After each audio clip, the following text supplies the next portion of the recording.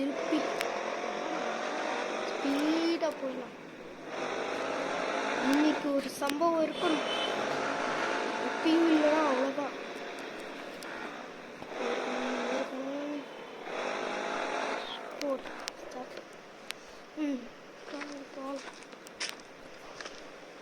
இருக்காங்களா? இப்பயும் ஒருத்தனும் இல்லையா? இவன் மட்டும் எதுக்கு இருக்கிறாங்க? இவனை நம்ம இந்த கண்ணை வச்சு போடலாம். அங்கிட்டு பார்க்குறேன் கரெக்டாக நெத்தி போட்டு என்கிட்ட இன்னொரு மாதிரி